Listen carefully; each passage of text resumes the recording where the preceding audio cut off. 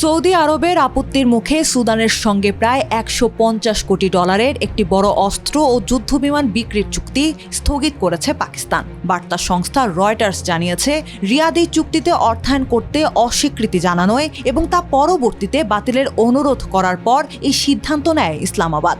বিষয়টি নিশ্চিত করেছে পাকিস্তানের দুটি নিরাপত্তা ও একটি কূটনৈতিক সূত্র।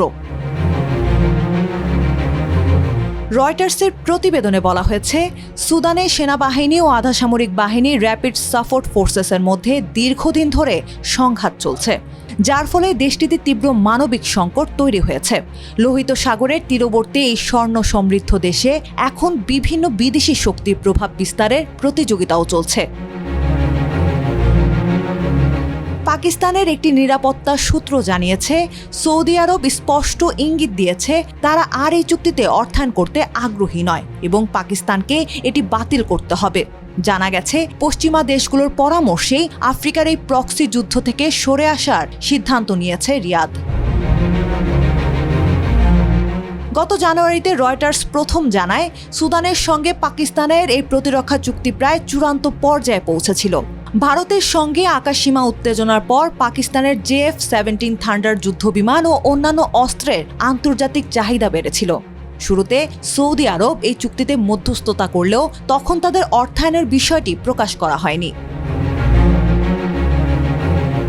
সৌদি আরব পাকিস্তানের অন্যতম ঘনিষ্ঠ মিত্র এবং দেশটির ভঙ্গুর অর্থনীতির প্রধান ঋণদাতা। 2025 সালে দুই দেশের মধ্যে একটি পারস্পরিক প্রতিরক্ষা চুক্তি সই হওয়ার পর এই সম্পর্ক আরও জোরালো হয়েছে। ফলে সৌদি আরবের অনুরোধ উপেক্ষা করা পাকিস্তানের জন্য কঠিন হয়ে দাঁড়িয়েছে। একাধিক সূত্রের বরাতে রয়টার্স জানিয়েছে, গত মার্চে রিয়াদে সুদানের সেনা নেতাদের সঙ্গে সৌদি কর্তৃপক্ষের এক বৈঠকের পরই অর্থায়ন থেকে সরে দাঁড়ানোর সিদ্ধান্ত নেওয়া হয়। এর ফলে শুধু সুদান নয়, লিবিয়ার ন্যাশনাল আর্মির সঙ্গে পাকিস্তানের সম্ভাব্য $400 কোটি আরেকটি বড় প্রতিরক্ষা চুক্তিও এখন অনিশ্চয়তার মুখে।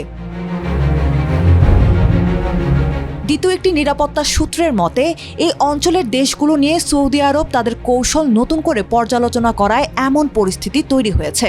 এই বিষয়ে পাকিস্তান সেনাবাহিনী, সৌদি সরকারের গণমাধ্যম দপ্তর কিংবা সুদানের সেনাবাহিনীর পক্ষ থেকে তাৎক্ষণিক কোনো মন্তব্য পাওয়া যায়নি।